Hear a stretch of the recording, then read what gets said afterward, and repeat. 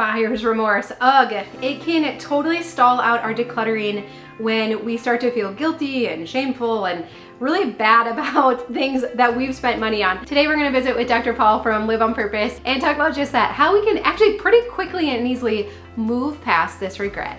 All right, Dr. Paul, well, I know a lot of people struggle with decluttering because I've said when you're decluttering, you're pretty much faced with every wrong buying decision that you've made, and it can be difficult to declutter things that you've spent money on, that you thought you would use, that you should use, and then just to, donate it and get rid of it. So how can we shift how we're looking at this, our mindset, to not feel so much guilt or shame over these mistake purchases? You know, the very first place to start with this is to recognize something that's obvious, totally obvious, but it's unnoticed until it's called to your attention. And that's the space that we're going to play with a little bit here today, because much of what's going on in our mind is obvious once you notice, but unnoticed until it's called to your attention. Okay, it's kind of like your clothes. Can you feel them? Yeah, now that I mention them. Right? And it's obvious, but you don't notice it until it's called to your attention. Or the fact that we're speaking English. Obvious, but you didn't really notice, until it was called to your attention. So when we have regrets, it's because of thoughts, not purchases. Okay, now you're going to see this as I call it to your attention. So, and you even mentioned some of them, Don, things like, well, I bought this, I spent my good money on this, I should be using this. Those are all thoughts.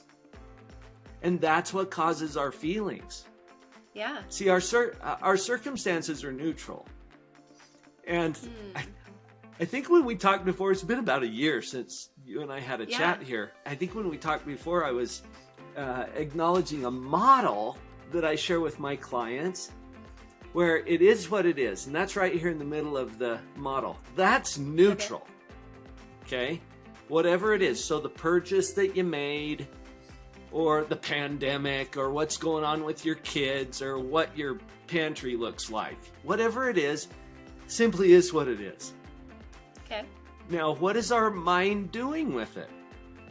This is where we get into a powerful application of psychology. And I call it metacognition.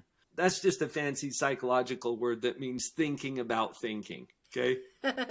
Cognition is thinking. If we put that on this level, metacognition is a higher level. It's thinking about thinking. Okay. And so notice that there's two processes going on. This is the model that I'm referring to. We take what it is, whatever it is. So that purchase that I made 3 months ago, all right, that's now cluttering up my space. Yeah. And I should be using it, or whatever, okay? Whatever our thoughts are about it. It is what it is. And we're doing two things with this, Don. We're evaluating it, okay? And that means judging. So we take the circumstance, the what it is, and we judge it. We totally judge it. Yeah. And the word should is a very judgmental word to start with, right? Yeah. And so the way we judge something is that we take what it is and we compare it to something better or worse in our own mind. Okay, we have these standards. And if you don't have a standard, you'll make one up. And you've got a pretty good imagination too. So could the standard be like, I shouldn't waste no money? That would be like my best case standard. And then the other side would be, I'm just wasting money all the time. Right. But the standard is don't waste any money at all. Ever. And whatever Never. you're doing is somewhere in between those two extremes. Yeah, right. So you can always imagine something better and you can always imagine something worse. So you take your situation, the purchase that you made, the stuff that's piling up in your house or whatever. And even that, let's just take a look at the condition of this room where this thing is that you bought 3 months ago. Or this collection of things that whatever it is. And you compare it in your mind, you look at your space and you think, this is cluttered. Really? Compared to what? Well, compared to Dawn's house.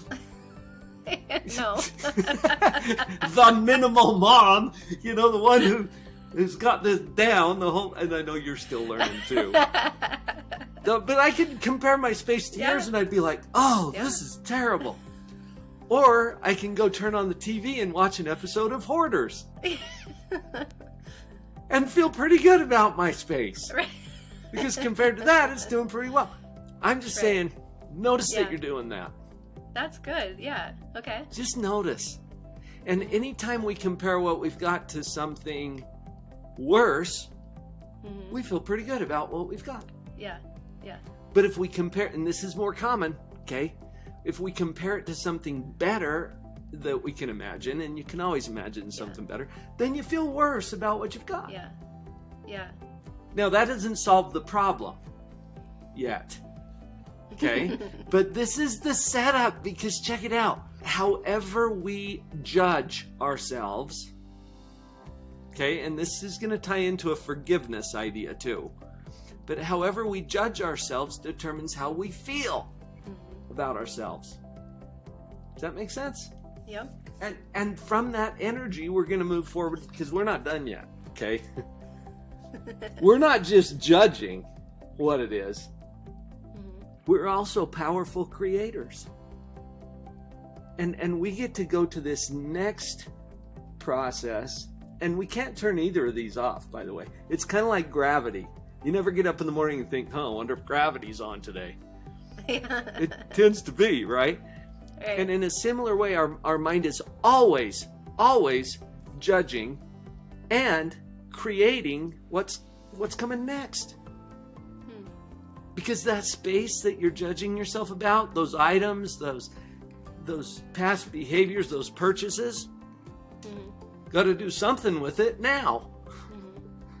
Right? Where are we going from here? And when you create a positive feeling about where you are, it gives you the energy and the impetus and the motivation to move forward and upgrade it. Where to from here? What are we going to do? Right? And it is an option to beat yourself to a bloody pulp for some decision that you judge to be a bad one. Right?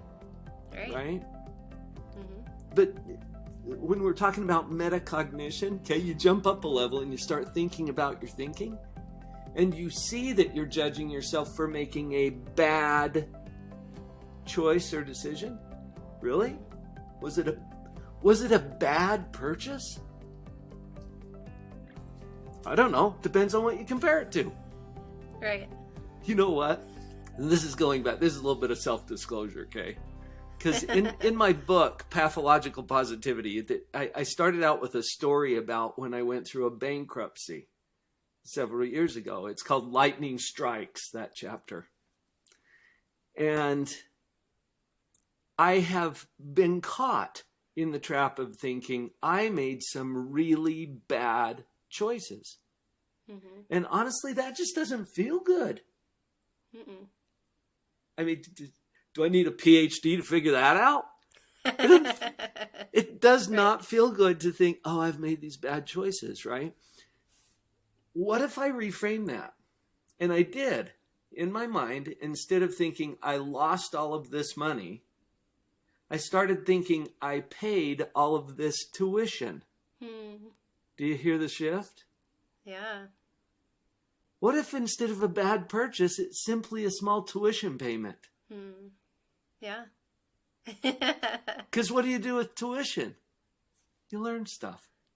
Yeah. And if you're going to take... But Dr. Paul, I can see the objection here, though. But if I don't have some kind of negative consequence for my actions, like I'm thinking through my kids here, right? Like they've got to know that what they did was wrong. Otherwise, how are they going to learn?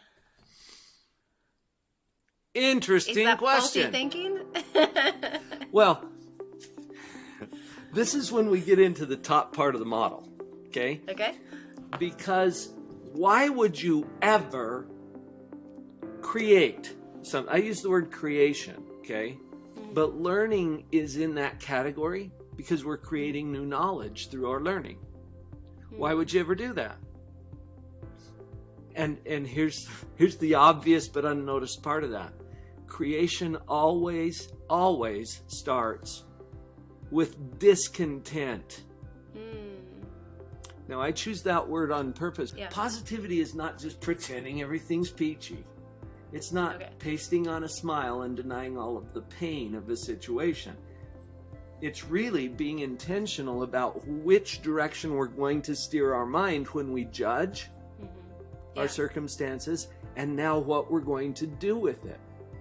So go back to the idea of discontent for a minute. You want, because you're such an evil mom, you're not, you're a good mom, right? But you want your kids to feel some discontent. Right. Yeah, and putting it in the context of what we're doing, it's not because you want your kids to be miserable, you want them to be happy. And you know, because of your own experience, that to be happy, they need to learn certain principles and be able to apply those effectively in their life.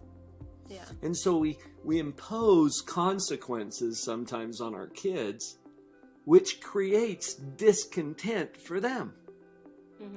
But it's not to tell them that they're bad. It's to tell them that there's an upgrade available. Yeah. Okay. So this is good. So if we go back to decluttering, the reason I'm even facing this mistake purchase is because I was feeling discontent with my surroundings, right? So I went to the closet saying, I'm going to declutter this because I don't want to live this way anymore. I do believe I can upgrade my circumstances here. But in the process of that now, I am going to be faced with some wrong decisions that I made. But if I can look at that as a learning experience, I'm not going to buy this thing from the infomercial at midnight again anymore, because I know I don't make good buying decisions at that time of night. So I'm going to learn from this, and I'm going to declutter it. And in the process, I am going to now reinforce that I'm not going to make these types of buying decisions again in the future. Am I on the right track a little bit? This is how we learn things. But notice, even as you're describing this, you're talking about wrong decisions. Yeah, right. But at the time, you weren't thinking, okay, here's a wrong decision I can go make. Right. That's not what you were thinking. You were thinking at the time, and correct me if I'm wrong, but you were thinking, this will make things better. Yeah, right.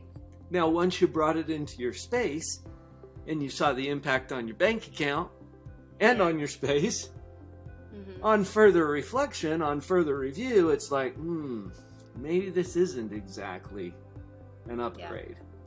Yeah. Okay, that's good to know. Yeah. Because then you can take that learning and apply. It creates more discontent, right? It didn't solve your problem. Yes, right.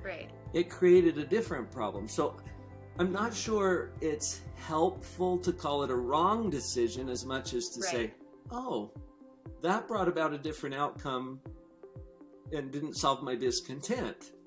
Yeah. Okay. Because Yeah, then we can learn something about our thinking. Previously, I was thinking if I go buy more stuff and fill up my space with this stuff, then I'm going to feel happy. See, that's what we're after, right? Happiness and peace. Yeah. Right? And we think that this is going to bring it. We find out that it didn't. That's good to know. So instead of a wrong decision, it was a powerful learning experience, for example. Yeah. I mean, what we think matters. Yeah.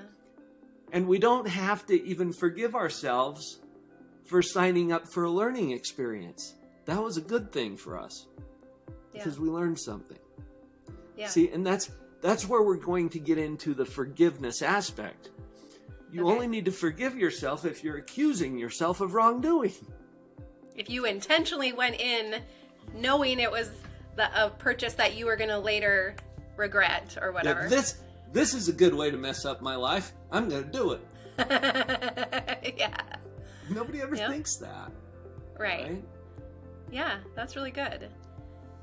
And so if maybe we've noticed, especially over the last 2 years, that we've gotten a little loose with our spending habits, that maybe we do recognize that it's about feeling good, that I buy things when I'm feeling down, and I might even recognize at the time that it's probably not a good use of our funds, but I just need that dopamine fix or whatever. How do we get out of that cycle? Because sometimes it's just little things. It's like the dollar store. It's not even like it's big things, you know? Yeah, right.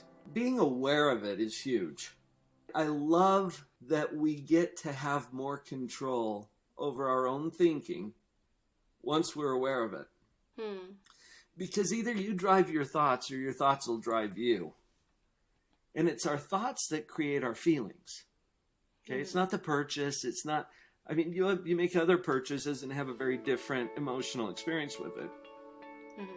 It's not the purchase. It's not the stuff. It's our thinking about it.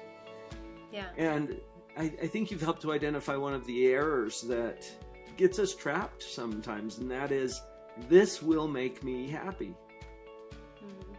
And that's kind of faulty thinking. Yeah. The thing is, you get a dopamine hit. You correctly identified that, our brain operates on chemicals, and you get a little dopamine hit, but then what do you feel later on? Guilt, shame, regret. Right? So it's an artificial fix. What we really need to work on is our thinking and get really good at these two processes that I've shared with you.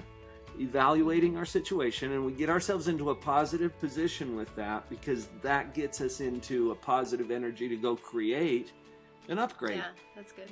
Yeah. And you can see that our emotional attachments to it are going to really affect how we behave as we move forward. Yeah. What if I could give you half of the time that you're spending beating yourself up for something? Give that back to you as productive upgrade time. Yeah. How cool would that be?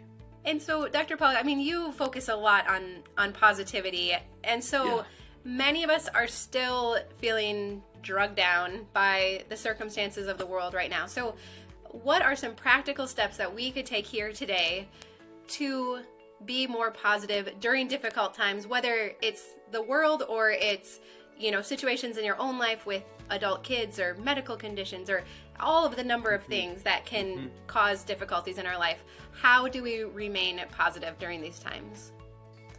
I think to ask that question helps to reveal some things about our own brains. Because to ask the question implies there must be some answer for this, right? So that opens up. I hope so. That's why I'm asking you. Well, and there's some good news and some bad news, Dawn. The good news is, yes, it's absolutely possible to be positive no matter what. Now, I say it carefully that way because it's not about our circumstances as much as we think it is. In fact, you know what? I think it was shortly after you and I talked before, about a year ago, when I got a call from one of my corporate clients. This is a hospital in Canada that I had worked with their staff a little bit. And they called me and said, Dr. Paul, can you help us figure out how to stay positive during such challenging times? And the place I started with them was, what do you mean, challenging times? And they were a little taken aback. They're like, well, the pandemic.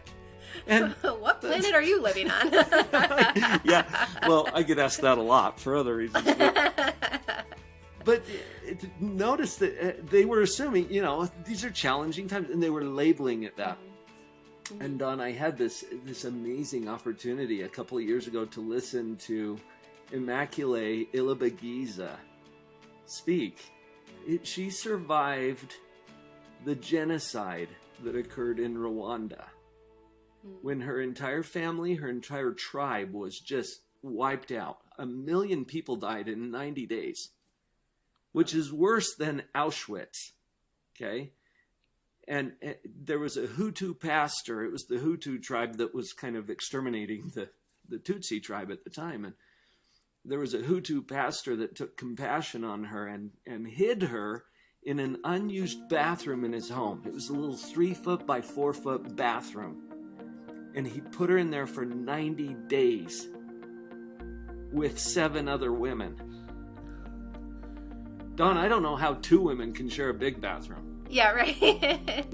But talk about minimalism, okay? Yeah. So what a horrendous experience is she can hear the killings going on just outside of this bathroom wall where she's basically captive for 90 days with these 7 other women. Wow. And she's got a powerful message of forgiveness. Her book is called Left to Tell. And so as I share this with you, challenging times? Really? Yeah. We're calling this challenging times. Now, that is not to deny the difficulties or the actual challenges that we're facing right now, but notice that we're comparing it to easier stuff. Right. And compared to easier stuff. So, without belaboring this point too much, I think it's important for us to take a look at what it is, whatever our circumstances are, and remind ourselves circumstances are neutral. Meaning it could always be better, it could always be worse. Here we are in the middle of that. Yeah. And in doing so, it opens up new possibilities. How have I been thinking about this? Is it really challenging times? And the quickest way I know to get there, Dawn, is gratitude. Yeah. Now, everybody's done gratitude lists, okay? Gratitude journal, you know. One of my friends, Kevin Clayson, wrote a book called Flip the Gratitude Switch. I don't know if you've read that one yet, but if you haven't, grab it, okay? Totally worth the read. Kevin points out, if you go to the gym every day this year, what's that going to do to your strength and your health? And you think, well, that's going to have a positive effect, right? He said, but wait, what if you go to the gym every day this year, but what you do is you walk into the front desk and you pick up a pen off of the desk, grip it in your right hand, do 10 reps, okay? Put it in your left hand, do 10 reps, set it down and go home. You do that every day. Right. Okay, how much good is it going to do? Right? You're not lifting any weight. And people do this with gratitude, okay? They look around and they say, okay, I'm grateful for my kids and my health and puppies and rainbows and indoor plumbing. I mean, all of the stuff that's easy. Right. They're not putting any weight into their gratitude. Yeah. And so what I ask my clients to do is to make the gratitude list, and you can have some freebies. I usually invite people to do 25 items a day for 5 days in a row. Okay. Yeah, that's a lot.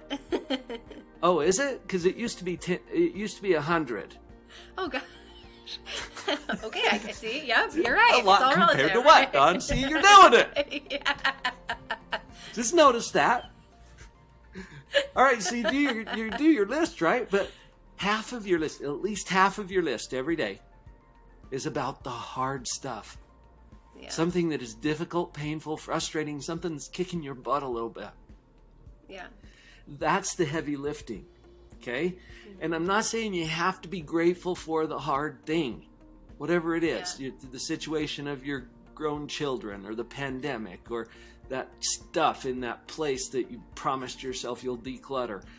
Whatever it is, okay? You pick the hard thing and then find something about that or from that or inside of that or embedded in it that you're grateful for. And you will find hidden treasures in there. Okay? That's good. One of my clients was actually here in the office a couple of weeks ago, and we're going over this gratitude thing. He said, well, what about depression? What could I be grateful for about depression? And notice when we ask that question, sometimes it's not a question. It's a statement disguised as a question. What could I be grateful for about this? Right? You hear the exclamation point? Yep. It's not a question. So watch your punctuation too. Put a question mark back on it. What could I be grateful for about this? Make it a real question. And I was kind of pleased with his response. He said, well, I get to come and talk to you. Sweet. Are you really grateful for that? Or don't make it up. Be really grateful for it. Right. This is the quickest way that I know to get yourself into that positive evaluation, okay? The positive evaluation. It doesn't change your circumstance. Okay, your closet is still cluttered up with crap or whatever. Doesn't change your circumstance. What it does is it changes your mood and your energy, okay? Because we're not done yet.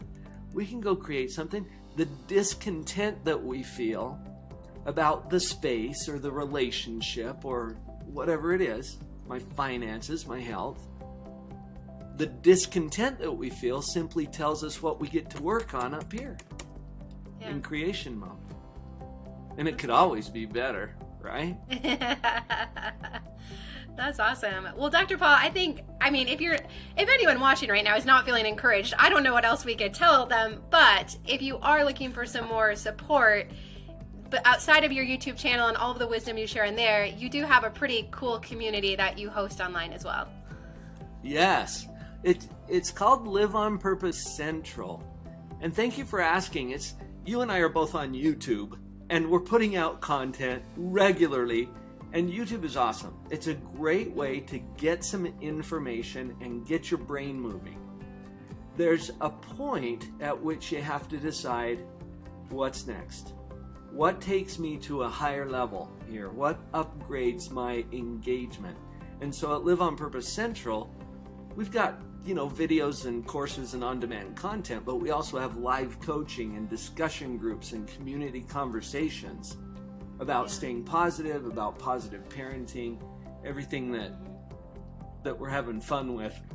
On the YouTube channel, we really get down and dig in at Live on Purpose Central.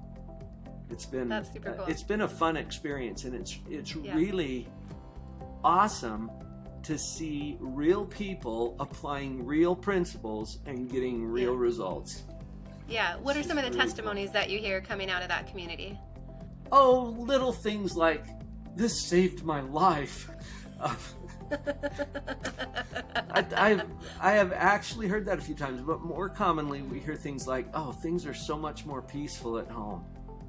We have a culture now within our family where we can actually communicate, and we've got consequences that don't feel like I'm a prisoner in my own home now. Things like that are coming up pretty regularly.